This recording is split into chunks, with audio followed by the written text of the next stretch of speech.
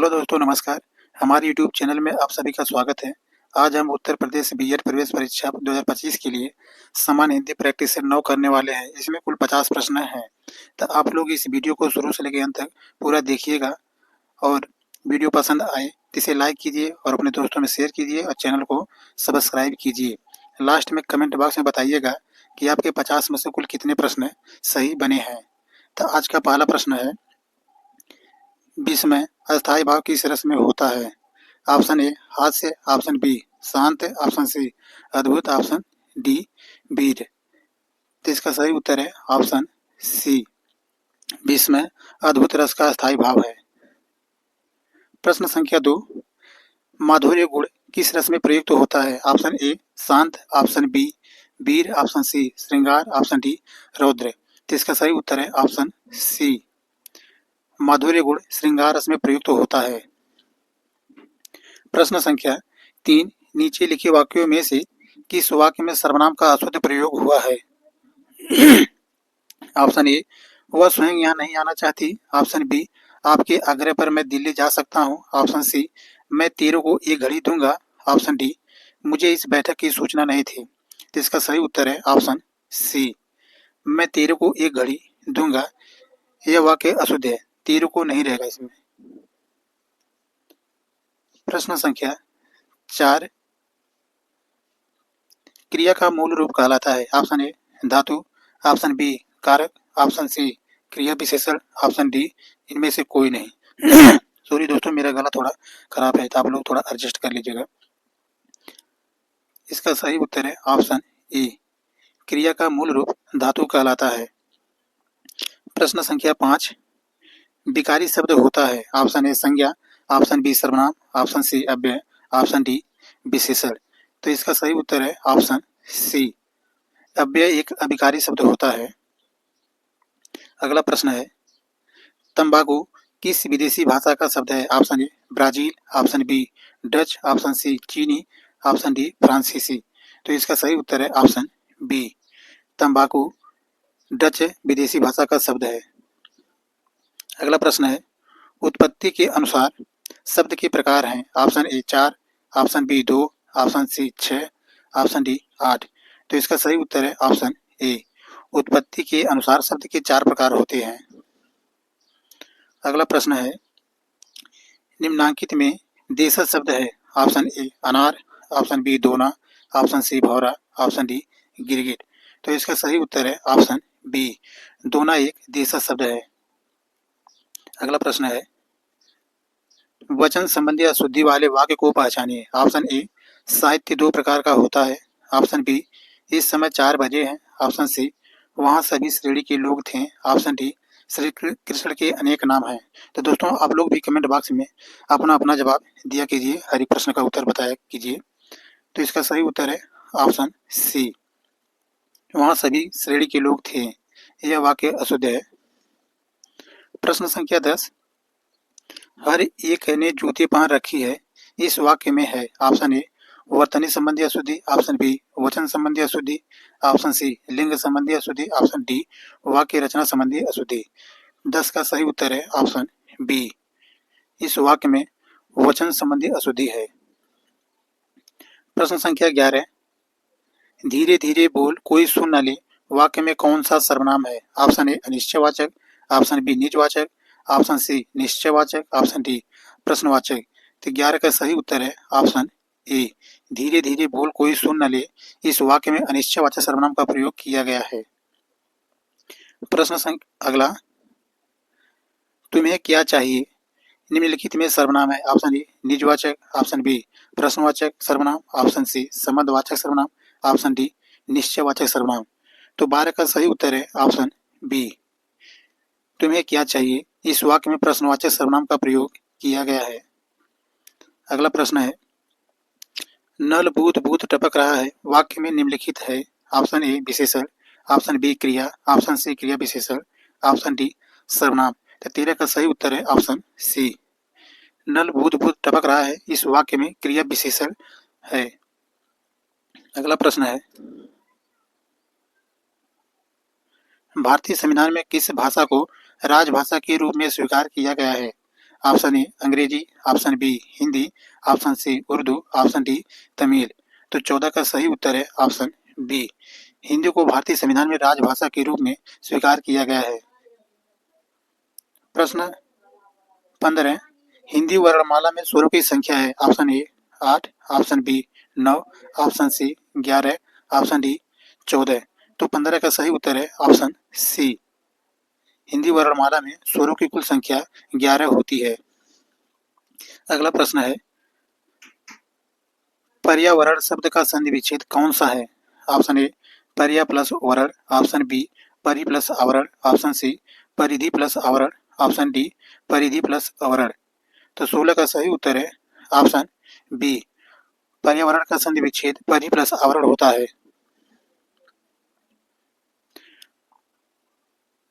प्रश्न संख्या 17 वह शब्दांश जो शब्द के पहले जुड़कर अर्थ में परिवर्तन ला देते हैं उन्हें क्या कहते हैं। ऑप्शन ए निपात, ऑप्शन बी प्रत्यय, ऑप्शन सी उपसर्ग, ऑप्शन डी संधि। तो 17 का सही उत्तर है ऑप्शन सी।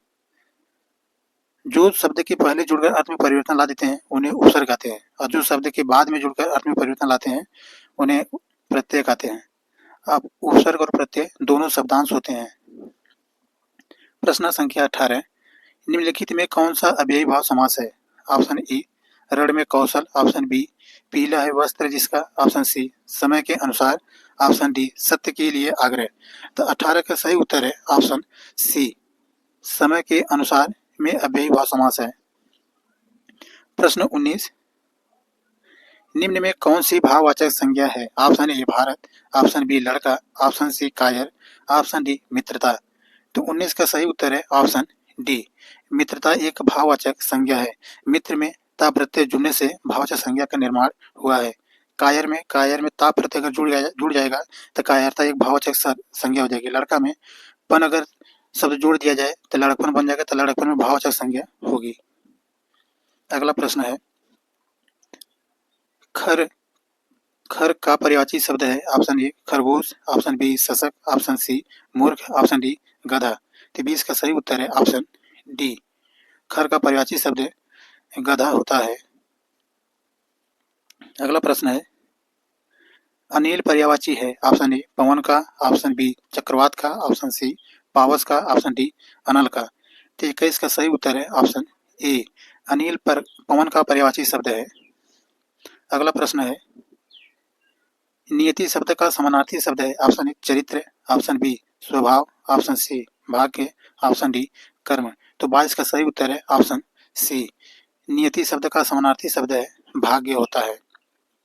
अगला प्रश्न है वाच्य कितने प्रकार के होते हैं। Option A 3, option B 4, option C 5, option D 6। तो 23 का सही उत्तर है ऑप्शन ए।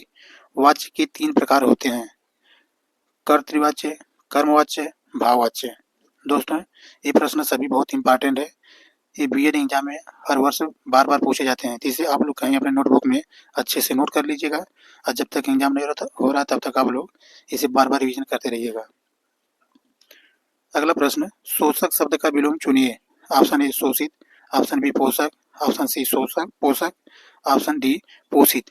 तो 24 का सही उत्तर है ऑप्शन बी। शोषक का विलोम शब्द पोषक होता है। अगला प्रश्न है सूक्ष्म शब्द का विलोम है। ऑप्शन ए अदृश्य, ऑप्शन बी स्थूल, ऑप्शन सी दृष्टव्य, ऑप्शन डी निश्चित। 25 का सही उत्तर है ऑप्शन बी। सूक्ष्म शब्द का विलोम स्थूल होता है। अगला प्रश्न है निर्देश। प्रश्न 26 से 29 दिए गए वाक्यों के लिए एक शब्द का चयन कीजिए। अगला 26वां प्रश्न जो पहले कभी ना हुआ हो वाक्यांश के लिए एक शब्द बताइए। ऑप्शन ए अद्भुत, ऑप्शन बी अभूतपूर्व, ऑप्शन सी अनुपम, ऑप्शन डी इनमें से कोई नहीं। तो 26 का सही उत्तर है ऑप्शन बी। जो पहले कभी न हुआ हो उसे अभूतपूर्व कहते हैं। अगला प्रश्न है जो सब कुछ जानता हो वाक्यांश के लिए एक शब्द है। ऑप्शन ए सर्वज्ञ, ऑप्शन बी अज्ञ, ऑप्शन सी विशेषज्ञ, ऑप्शन डी कृतज्ञ। तो 27 का सही उत्तर है ऑप्शन ए। जो सब कुछ जानता हो उसे सर्वज्ञ कहते हैं। अगला प्रश्न है जिसकी गर्दन सुंदर हो वाक्यांश के लिए एक शब्द बताइए। ऑप्शन ए सुदर्शन, ऑप्शन बी सुगर्दन, ऑप्शन सी सुग्रीव, ऑप्शन डी सुगंध। तो 28 का सही उत्तर है ऑप्शन सी, जिसकी गर्दन सुंदर हो उसे सुग्रीव कहते हैं। अगला प्रश्न है, जो आंखों के सामने न हो। ऑप्शन ए प्रत्यक्ष, ऑप्शन बी अप्रत्यक्ष, ऑप्शन सी अदृष्टव्य, ऑप्शन डी परोक्ष। तो 29 का सही उत्तर है ऑप्शन बी, जो आंखों के सामने न हो उसे अप्रत्यक्ष कहते हैं। अगला प्रश्न है, निर्देश प्रश्न संख्या 30 से 31 दिए गए विकल्पों में से शुद्ध वाक्य के रूप का चयन कीजिए। प्रश्न 30 का पहला ऑप्शन ए, फल बच्चे को काट कर खिलाओ, ऑप्शन बी बच्चे को काट कर फल खिलाओ, ऑप्शन सी बच्चे को फल काट कर खिलाओ, ऑप्शन डी काट कर फल बच्चे को खिलाओ। 30 का सही उत्तर है ऑप्शन सी, बच्चे को फल काट कर खिलाओ। अगला प्रश्न है, ऑप्शन ए बैल और बकरी घास चरती हैं, ऑप्शन बी बैल और बकरी घास चरते हैं, ऑप्शन सी बैल और बकरी घास चरता है, ऑप्शन डी बैल और बकरी घास चरती हैं। तो 31 का सही उत्तर है ऑप्शन बी, बैल और बकरी घास चरते हैं। अगला प्रश्न है,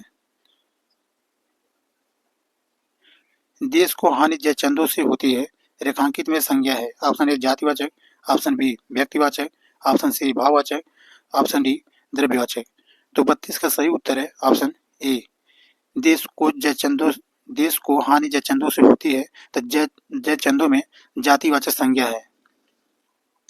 अगला प्रश्न है 33, सॉरी दोस्तों, अगला प्रश्न 33, गागर में सागर मुहावरे का अर्थ है। ऑप्शन ए गगरी को सागर में डुबोना, ऑप्शन बी अपनी बात को बढ़ा चढ़ाकर कहना, ऑप्शन सी संक्षेप में गहरी बात करना, ऑप्शन डी छोटी बात को बहुत शब्दों में व्यक्त करना।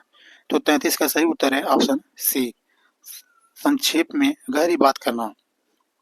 अगला प्रश्न है, खोदा पहाड़ निकली चुहिया लोकोक्ति का अर्थ है। ऑप्शन ए कम परिश्रम करके बहुत मिलना, ऑप्शन बी परिश्रम अधिक और फल कम, ऑप्शन सी परिश्रम के बिना ही फल पा जाना, ऑप्शन डी श्रम करने पर कुछ न मिलना। 34 का सही उत्तर है ऑप्शन बी, परिश्रम अधिक और फल कम। अगला प्रश्न है, विकारी शब्द होते हैं। ऑप्शन ए संज्ञा सर्वनाम विशेषण क्रिया, ऑप्शन बी संज्ञा सर्वनाम, ऑप्शन सी विशेषण और क्रिया विशेषण, ऑप्शन डी क्रिया विशेषण। तो 35 का सही उत्तर है ऑप्शन ए, संज्ञा सर्वनाम विशेषण क्रिया ये सभी विकारी शब्द होते हैं। अगला प्रश्न है, निम्नलिखित में से कौन सी लोकोक्ति नहीं है। ऑप्शन ए अक्ल बड़ी या भैंस, ऑप्शन बी अंधा क्या चाहे दो आंखें, ऑप्शन सी एक अनार 100 बीमार, ऑप्शन डी सिर ओखली में देना।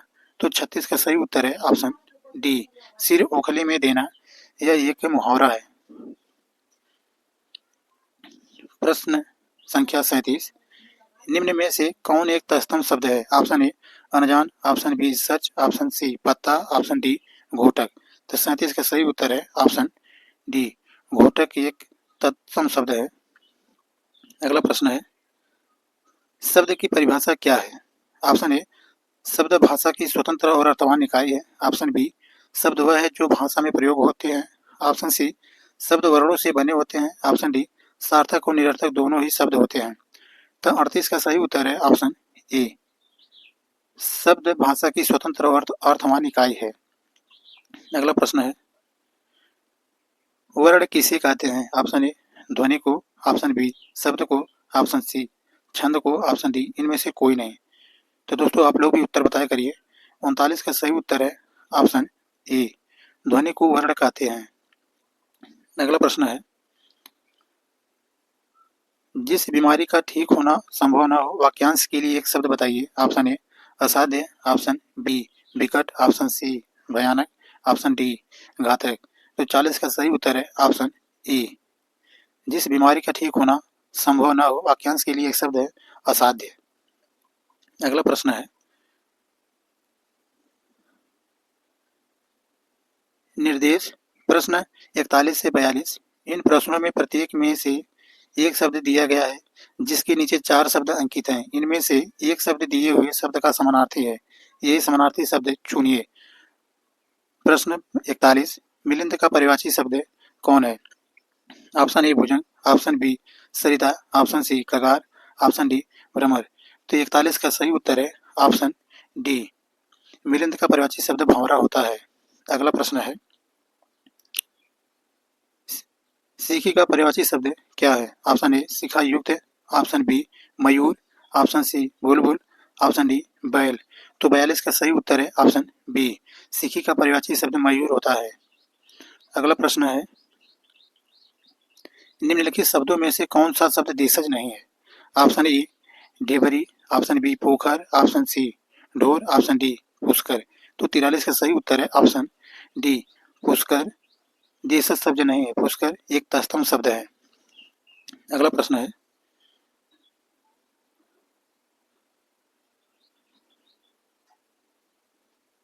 किसी समाज की सभ्यता का मूल्यांकन स्त्रियों के प्रति पुरुषों के डॉट डॉट डॉट को देखकर किया जा सकता है। ऑप्शन ए चरित्र, ऑप्शन बी आचरण, ऑप्शन सी स्वभाव, ऑप्शन डी दृष्टिकोण। 44 का सही उत्तर है ऑप्शन बी, किसी समाज की सभ्यता का मूल्यांकन स्त्रियों के प्रति पुरुषों के आचरण को देखकर किया जा सकता है। अगला प्रश्न है 45, अग्नि का पर्यायवाची शब्द है? ऑप्शन ए सोम, ऑप्शन बी हुतासन, ऑप्शन सी अक्षी, ऑप्शन डी आलय। तो 45 का सही उत्तर है ऑप्शन बी, अग्नि का पर्यायवाची शब्द है हुतासन है। प्रश्न संख्या 46, तुंग का पर्यायवाची शब्द है? ऑप्शन ए उन्नत, ऑप्शन बी प्रचंड, ऑप्शन सी नारियल, ऑप्शन डी पुन्नाग। तो 46 का सही उत्तर है ऑप्शन ए, तुंग का पर्यायवाची शब्द उन्नत होता है। अगला प्रश्न है, भारत के उद्योगों ने जिस गति से विकास किया है वह डॉट डॉट डॉट है। ऑप्शन ए संतुष्ट, ऑप्शन बी अस्तुत्य, ऑप्शन सी अनुशंसनीय, ऑप्शन डी प्रशंसनीय। तो इसका सही उत्तर है ऑप्शन डी, भारत के उद्योगों ने जिस गति से विकास किया है वह प्रशंसनीय है। अगला प्रश्न है, खड़ी बोली का दूसरा नाम है? Option A Magahi, option B Kauravi, option C Hindustani, option D Bagheli. तो 48 का सही उत्तर है ऑप्शन बी, कौरवी बोली का दूसरा नाम खड़ी बोली है। अगला प्रश्न है, उत प्लस आहार के योग से कौन सा शब्द बनेगा? ऑप्शन ए उतार, ऑप्शन बी आहार, ऑप्शन सी उदार, ऑप्शन डी उद्धार। तो 49 का सही उत्तर है ऑप्शन डी, उद्धार में व्यंजन संधि है। अगला प्रश्न है, निर्देश प्रश्न 50, दिए गए वाक्यों के लिए वाक्यांश के लिए एक शब्द का चयन कीजिए जो कहा न जा सके।